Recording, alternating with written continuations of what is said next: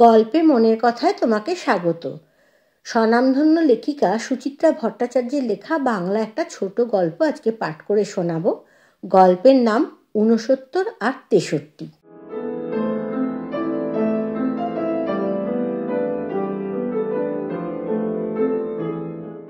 হানিমুনে চলেছেন তপোধীর আর করুণা।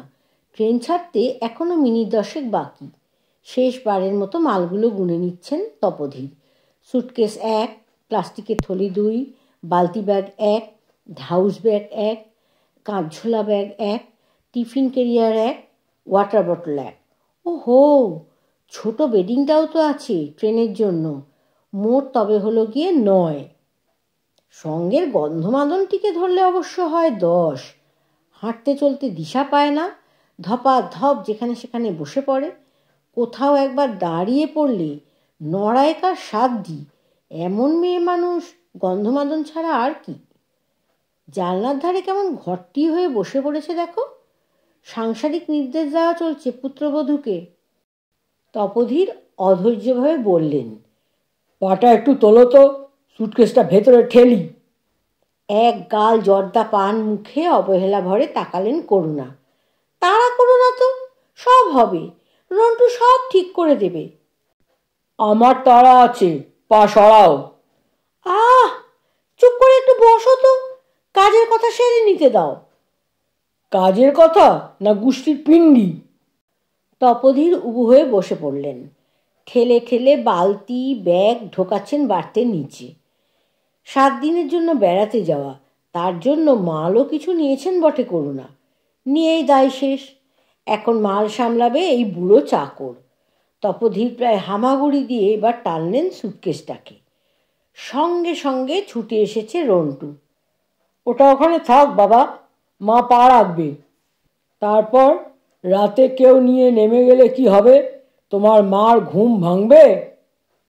ব্যস্ত হতে হবে না, চেন দিয়ে বেঁধে দিচ্ছি। চাবিটা শুধু ঠিক করে রাখো, হারিও না, তাহলেই হবে। তপোধীর সোজা হলেন অগত্যা। গিন্নির কাছে হেরে যাওয়া মুখে বসেছেন এক কোণে। মরুকগে যাক, যে যা খুশি করুক। এখন তিনি এদের হাতের পুতুল, যেমন ইচ্ছা নাচাচ্ছে। কথা নেই বার্তা নেই, হুট করে 2খানা টিকিট এনে হাতে ধরিয়ে দিল। তোমাদের দুজনের তো একসঙ্গে কোথাও যাওয়া হয় না বাবা। যাও, একবার জোরে সমুদ্র ঘুরে এসো। আর এই রইল হোটেলের রিজার্ভেশন। 7 দিনে একটু চাঙ্গা হয়ে এসো তো দেখি। প্ল্যানটা অবশ্য রন্টুর একার নয়, এর পিছনে মেয়ে জামাইয়েরও ষড়যন্ত্র আছে। ভালো মানুষ মুখ রন্টুর বউটিও কম যায় না।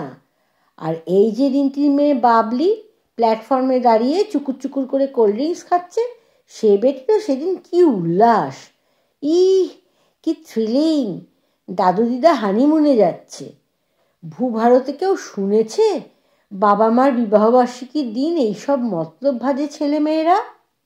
ট্রেনের টিকিট, হোটেলের বুকিং উপহার দিয়ে বাবা মার বিয়ে 40 বছর পালন করে। ফাজলামি!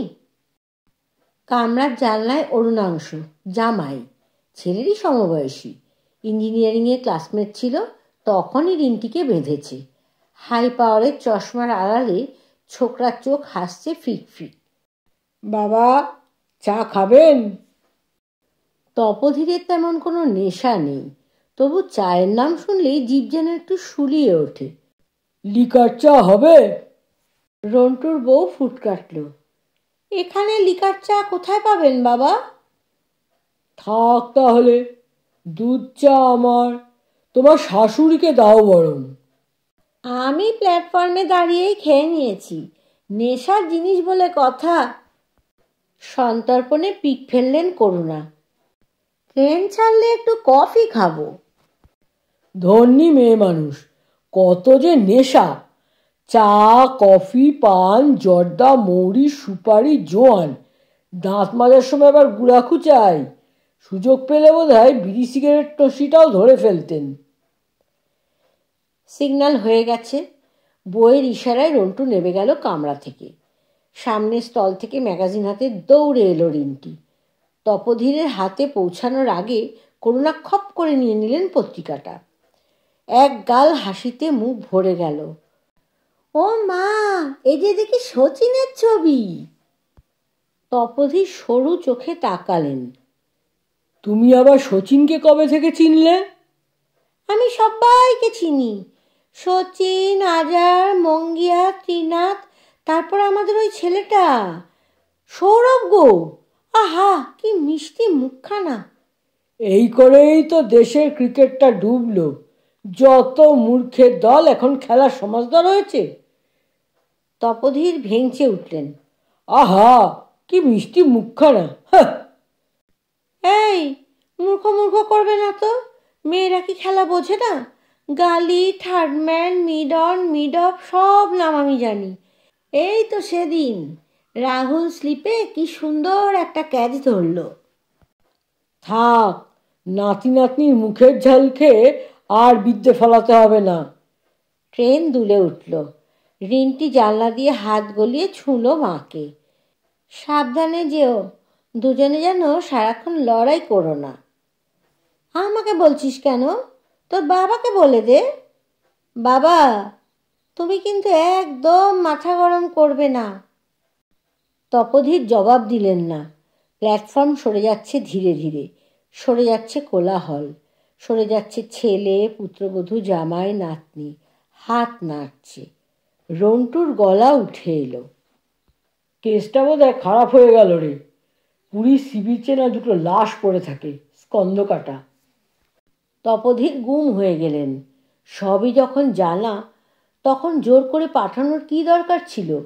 কেন যে টিকিট দুটো কুচিয়ে ফেলেননি তপোধীর? ট্রেন কাশের পেরোলো, এগোচ্ছে ঘটাং ঘটাং। এখনও শহরের আলো ঘিরে আছে ট্রেনটাকে।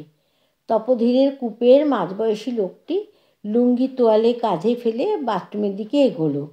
সামনে 3 যুবক, সম্ভবত সেলসে চাকরি করে, উচ্চ স্বরে গল্প জুড়েছে। উল্টো দিকের 2 জানলায় 2 খ্রিস্টান সন্ন্যাসিনী ভাবলেশীন মুখে বাইরে তাকিয়ে। সব প্যাসেঞ্জার এখনো থিতু হয়নি, অনেকেই ঘুরছে এদিক ওদিক।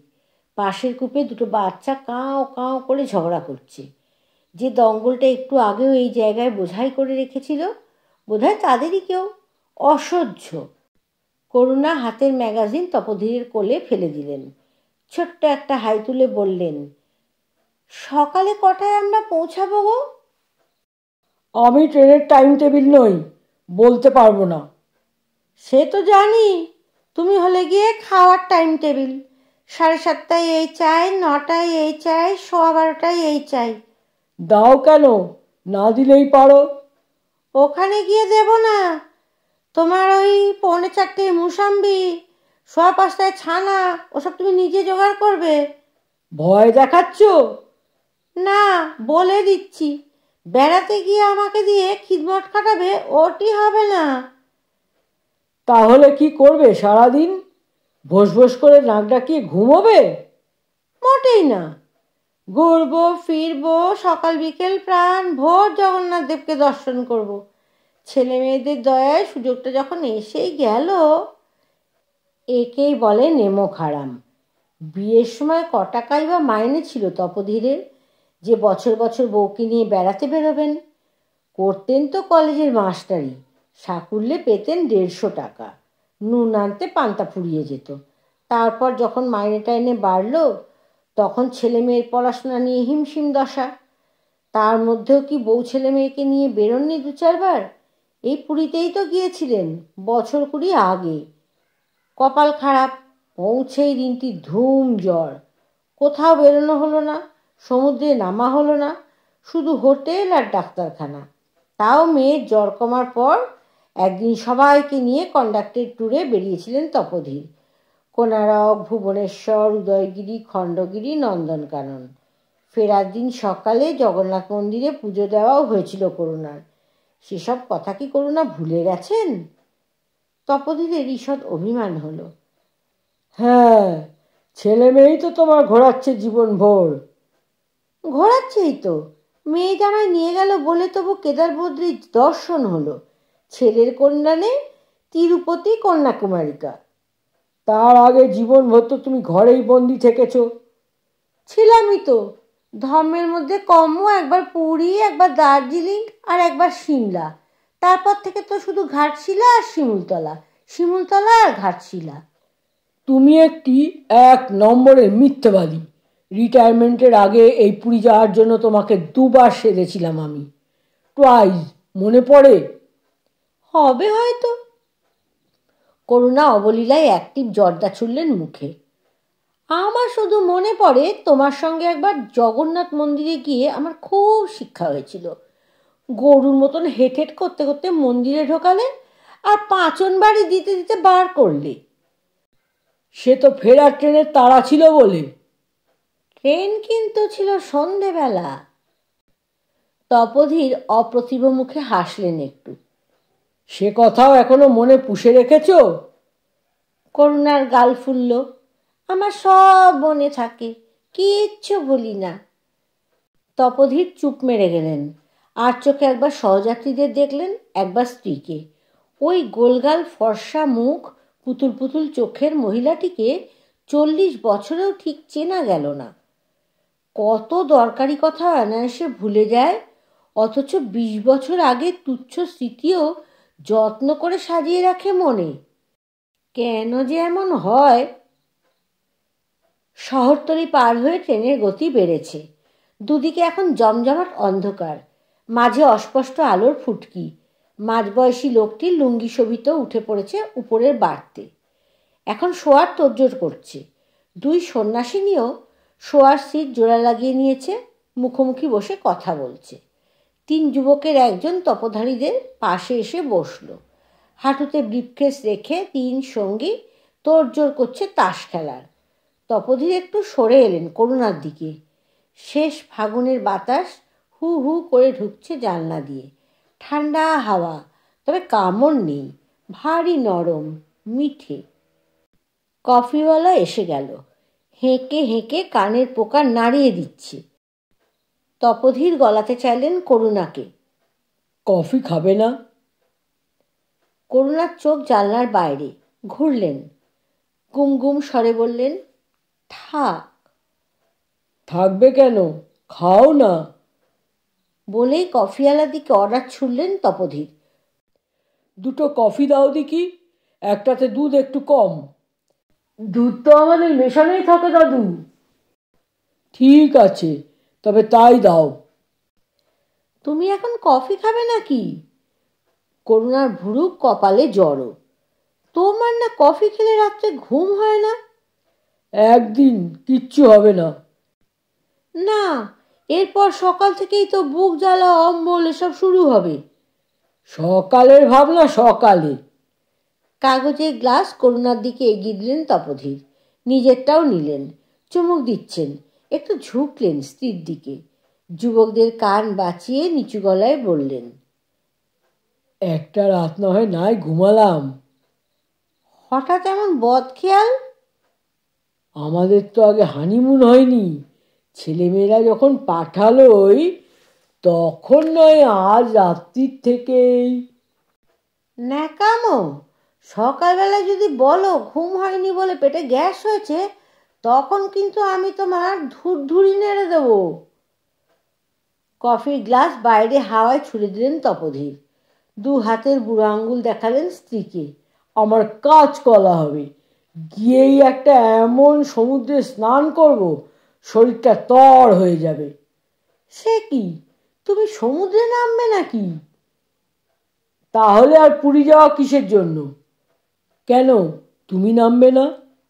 মরে গেলেও না। জলে নামলে কাপড় চোপড় ঠিক থাকে না। মনে নেই সেবার দীঘায় গিয়ে কি অবস্থা?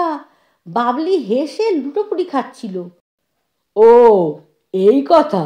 তার ব্যবস্থা হয়ে যাবে। কি হবে? আমার সব খেয়াল থাকে। তোমার জন্য একটা এক্সট্রা আন্ডারওয়্যার এনেছি। আমি আন্ডারওয়্যার পরে সমুদ্রে নামবো? তোমার কি ভীমরতি ধরেছে? 3 যুবক তাস খেলতে খেলতে ট্যাকচাটকে তাকাচ্ছে, মুখ টিপে হাসছেও যেন। তপোধীরের লোমওয়ালা বড় বড় কান লাল হয়ে গেল। মিনমিনে কিন্তু মরিয়া স্বরে বললেন, অসুবিধার কি আছে? শাড়ি সায়ার নিচে পড়বে। ছি। অতই যদি লজ্জা, তবে কারুর একটা সালোয়ার কামিজ আনলে না কেন? চুপ করো তো, পাগলের মতো কথা বলো না। করুণা কাঁধের আঁচল সরিয়ে গুছিয়ে নিলেন। তোমাকেও জলে নামতে হবে না। কেন? প্রেশারের রোগী, সমুদ্রে নামবে কি? কালকেই আমি প্রেশার চেক করে এসেছি, ওষুধ সঙ্গে আছে। থাকুক, রন্টু আমাকে পই পই করে বারণ করে দিয়েছে, বাবা যেন নুন জলে না নামে। বললেই হলো, রন্টু কি আমার গার্জেন? দেখাশোনা যখন করে তখন গার্জেন তো বটে। এই করেই তো ছেলেকে মাথায় তুলেছ, বাপকে আর কেয়ারই করে না। অমানিটা কি করে? করেনি? ওইটুকু ছেলেকে পই পই করে হোস্টেলে পাঠাতে বারণ করলাম। হোস্টেলে না পাঠালে কি ছেলে মানুষ হয় না? তা ওদের ছেলে, ওরা যা খুশি তাই করেছে, তোমার কি? আমার শরীর নিয়েও আমি যা খুশি করব, জলে নামবো। নেমে দেখো, আমি পরের ট্রেনেই কলকাতা ফিরে যাব। অসহায় ক্ষোভে দাঁত কিরমির করলেন তপোধীর। করুণা সব পারেন, বপুতেই শুধু গন্ধমাদন নয়, তার মতটিও নড়ানো বড় কঠিন কাজ। এক সময়ে রিন্টি কোলে, রন্টুর বছর চারেকের। খুব ব্রিজ খেলার নেশা হয়েছিল তপোধীরের। কলেজ থেকে চলে যেতেন তাসের আড্ডায়, ফিরতেন সেই 10:30-11টায়। করুণা খুব রাগারাগি করতেন, বাপের বাড়ি চলে যাবেন বলে ভয় দেখাতেন। তপোধীর আমল দেননি। হঠাৎ একদিন বাড়ি ফিরে দেখলেন ঘর শুনশান, ছেলে মেয়ে নিয়ে সত্যি সত্যি কন্যাগর চলে গেছেন করুণা। 5-7 দিন মাথা ঘামাননি তপোধীর, হাত পুড়িয়ে রেঁধে বেড়ে কলেজ করেছেন। তারপর এক সময়ে টনক নড়ল। কোন্নগরে স্ত্রীকে ফিরিয়ে আনতে গিয়ে আরও বিপত্তি। করুণার এক গোঁ, ছেলে মেয়ের মাথায় হাত রেখে দিব্যি গালতে হবে, আর কখনো তাস ছোবেন না তপোধীর, তবেই ফিরবেন করুণা। তপোধীরকে হার মানতেই হয়েছিল সেবার। সেই নিয়ে অবশ্য এখন আর কোনো খেদ নেই তপোধীরের। তাস ছেড়ে ছেলে মেয়েদের পিছনে সময় ব্যয় করা আখেরে ভালোই ফল দিয়েছে। দুজনেই কৃতী হয়েছে লেখাপড়ায়, প্রতিষ্ঠিত হয়েছে, তাদের সঙ্গে বন্ধন আরও নিবিড় হয়েছে তপোধীরের। বাবা মাকে যথেষ্ট মান্যিগণ্যই করে ছেলে মেয়ে।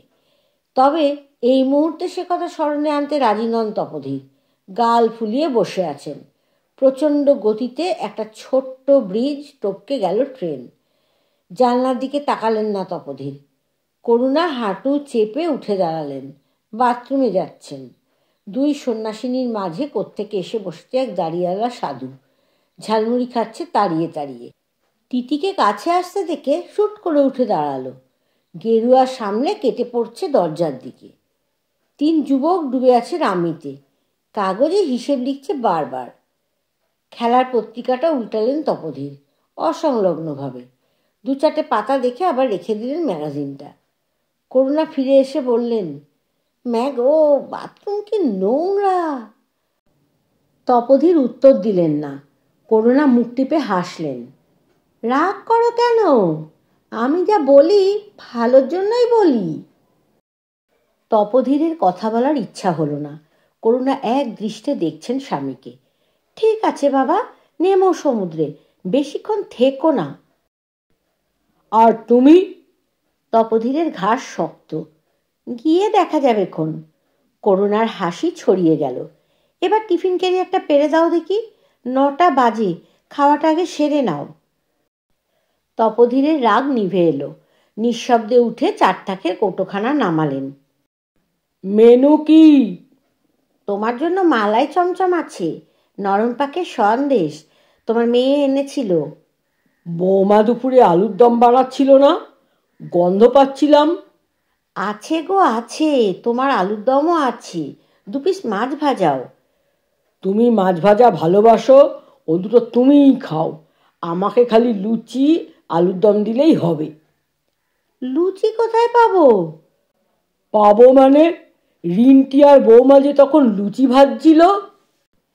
সে তো ওদের জন্য, আমাদের জন্য ওরা নরম করে রুটি বানিয়ে দিয়েছে। লুচি দেয়নি? অমন করো কেন? তোমার না ভাজাভুজি খাওয়া বারণ? ঠান্ডা লুচি খেলে তুমি হজম করতে পারতে। টিফিন কৌটো ঢাকনা খুললেন করুণা। বৌমা দিতে চেয়েছিল, আমিই বারণ করেছি। তপোধীর রাগ করতেও ভুলে গেলেন। বিড়বিড় করে বললেন, শিরে হইল সর্পাঘাত, তাগাবান্ধি কোথা? বউই যদি শত্রু হয়, দুধ নেই কিছু নেই, আমি রুটি চিবাতে পারবো না। তোমার জন্য সেই আচারটা এনেছি গো। করুণা যেন শিশুকে ভোলাচ্ছেন। সেই যে গো, মিক্সড পিকল, তুমি ভালোবাসো বলে সেলসগার্লের কাছ থেকে কিনেছিলাম। ট্রেনের গতি কমছে, খড়গপুর এসে গেল। ভেন্ডাররা জানলায় খাবার হাঁকছে। ছেলে তিনটে তাস বন্ধ করে পুরি তরকারির হুকুম ছুড়ল। ওপরের বার্থের লোকটা তত্তরিয়ে নেমে গেল প্ল্যাটফর্মে। দুই সন্ন্যাসিনী উদাসীন স্বরে ডিমওয়ালাকে ডাকছে। তপোধীরও উঠে জানলায় গেলেন। এই, আমাকে দুটো বয়েলড এগ দাও তো। টিফিন কেরিয়ার পাশে রেখে বাবু হয়ে বসেছেন করুণা। ঝুলি থেকে প্লেট বার করেছেন, গ্লাস বার করেছেন, আলুর দম তুলছেন চামচ দিয়ে। অবাক মুখে বললেন, তুমি এখন ডিম খাবে? খাবো। এই, দুটো ডিমের দাম কত? আমি কিন্তু খাবো না। খেও না, আমি একাই খাবো। আর সারা রাত বেলুনের মতো ফুলবে। নুন ছাড়া খাবে কিন্তু। সব ব্যাপারে হুকুম ফলাবে না, আমি দুটোই খাবো, উইথ সল্ট। কচ কচ করে ডিম সেদ্ধ চেবাচ্ছেন তপোধীর, নুন মাখিয়ে, করুণাকে দেখিয়ে দেখিয়ে। তীব্র চোখে তাকিয়ে আছেন করুণা, সেদিকে এতটুকু ভ্রুক্ষেপ নেই তার। ট্রেন ছাড়ল। তিন যুবক খাওয়া সেরে মৌজ করে সিগারেট ধরিয়েছে। ধোঁয়া পাক খাচ্ছে কূপে। মাঝবয়সী লোকটা ৮ ডজন কলা হাতে পাকা মাদারির মতো টঙে উঠে গেল। খ্রিস্টান সন্ন্যাসিনীরাও রাত ঘুমে নিরাসক্ত তোড়জোড় চালাচ্ছে। বাতাসে ঠান্ডা ভাব বেড়েছে সামান্য, এমন কিছু বেশি নয়। বাথরুম সেরে ধুতি বদলে লুঙ্গি পরে এলেন তপোধীর। করুণা ইতিমধ্যেই তিন যুবকের সঙ্গে ভাব জমিয়ে ফেলেছেন। তাদের হাড়ির খবর বার করছে টেনে টেনে। তপোধীর গিন্নির মেজাজটা পড়ার চেষ্টা করলেন। একটু খোসামদের সুরেই বললেন, তোমার চাদর বার করে দিই? করুণা শুনেও শুনলেন না। তপোধীর আবার বললেন, সুতির চাদরটা বার করব? না। বাপস, কি তেজ গলায়! তপোধীর মুখ হাসি হাসি রাখারই চেষ্টা করলেন। জানলাটা বন্ধ করে দাও না। কেন? কেন আবার কি, তোমার ঠান্ডা লেগে যাবে। জানলা বন্ধ করলে আমার গরম লাগবে। এরই নাম বাতিক, ইনি আবার অন্যের পিছনে লাগেন। রাতের ট্রেনে কারোর গরম লাগে না। আমার লাগে। শুনলে পাগলেও হাসবে। স্ত্রীকে টপকে ঝুপ করে কাচ নামিয়ে দিলেন তপোধীর। দুটো জানলারই। হাত ঝাড়তে ঝাড়তে বললেন, একটু গরম লাগুক, কদিন আগেই তো গলা ব্যথা হয়েছিল, সে খেয়াল আছে? করুণা বিশেষ পাত্তা দিলেন না। আবার গল্প জুড়েছেন সামনের ছেলেটির সঙ্গে। ভাঁজ করা ধুতি কিটব্যাগের ওপরে রেখে পাশের চেন খুললেন তপোধীর। হাত রাখছেন। আমার প্রেশারের বড়িগুলো গেল কোথায়? যেখানে রেখেছিলে সেখানেই আছে। সেখানে নেই। তাহলে ওখানে রাখোনি? বললেই হলো, আমি নিজে হাতে কিটব্যাগে তুলেছি। এটা তাহলে কি? কোলের হ্যান্ডব্যাগ থেকে ওষুধের পাতা বার করলো করুণা। লুকিয়ে রেখেছিলে? আমার আর খেয়ে দিয়ে কাজ নেই, তোমার ওষুধ লুকাবো? টেবিলে ফেলে এসেছিলে, আমি মনে করে নিয়ে এসেছি। বলতে বলতে ছেলে তিনটেকে সালিশি মানছেন করুণা। দেখছো তো কি বেখেয়ালি মানুষ নিয়ে আমার ঘর করা। তেলও হাঁড়ির মতো মুখ করে ট্যাবলেট খেলেন তপোধীর। ঢকঢক করে খানিকটা জল খেলেন। বেডিং খুলতে গিয়ে কি যেন মনে পড়ে গেল। হঠাৎই থামলেন। তোমার মালিশটা নিয়েছো? আমার তোমার মতো ভুলো মন নয়, বালতি ব্যাগে আছে। বটেই তো, বটেই তো। খোলা কিটব্যাগের পকেট থেকে একখানা টিউব বার করলেন তপোধীর। করুণার নাকের সামনে নাচাচ্ছেন। এটা তাহলে কি? খপ করে ওষুধের প্যাকেটটা কেড়ে নিলেন করুণা। নিজের হ্যান্ডব্যাগে পুরে ফেললেন।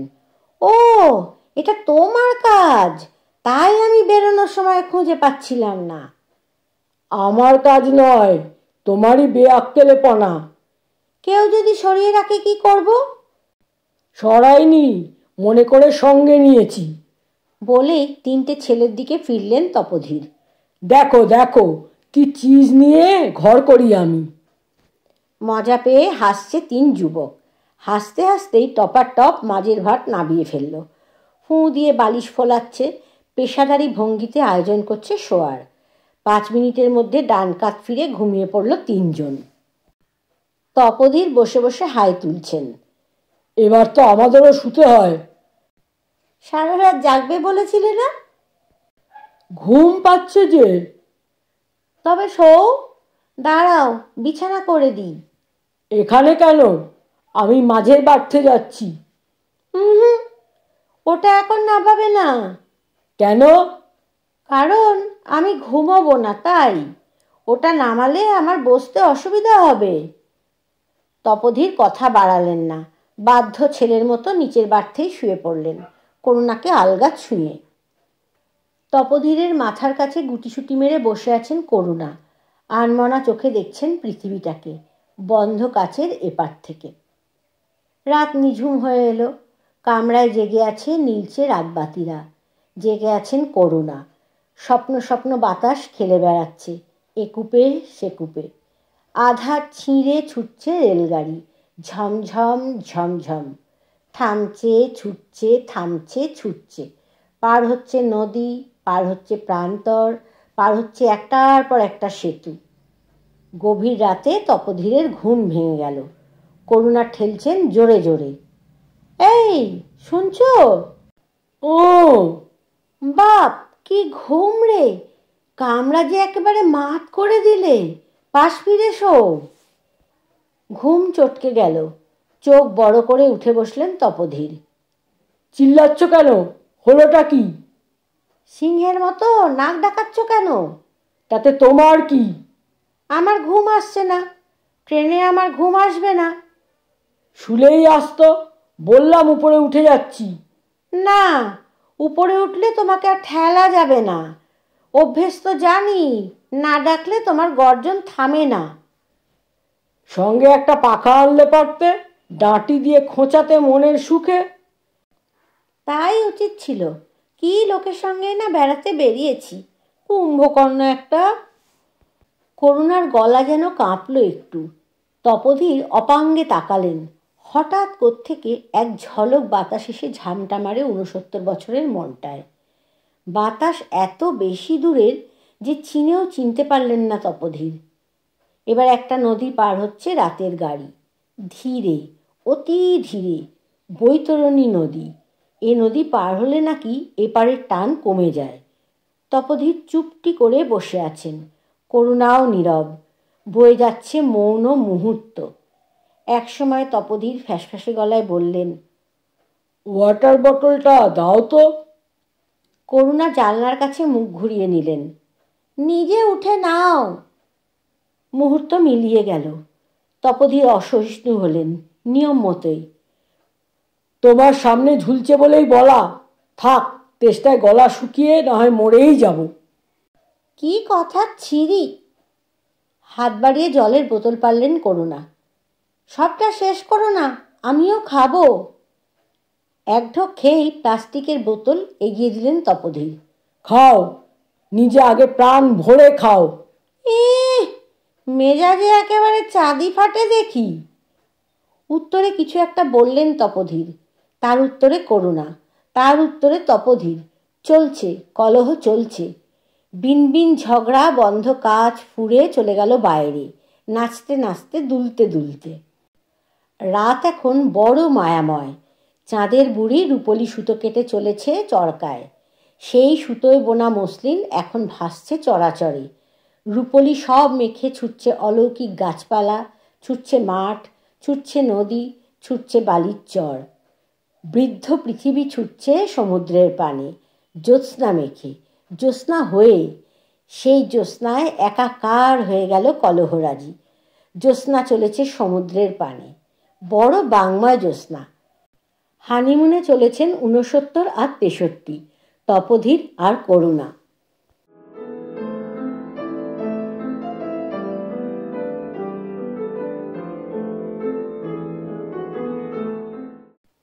গল্পটা তোমার কেমন লাগলো কমেন্ট করে জানাতে ভুলো না কিন্তু।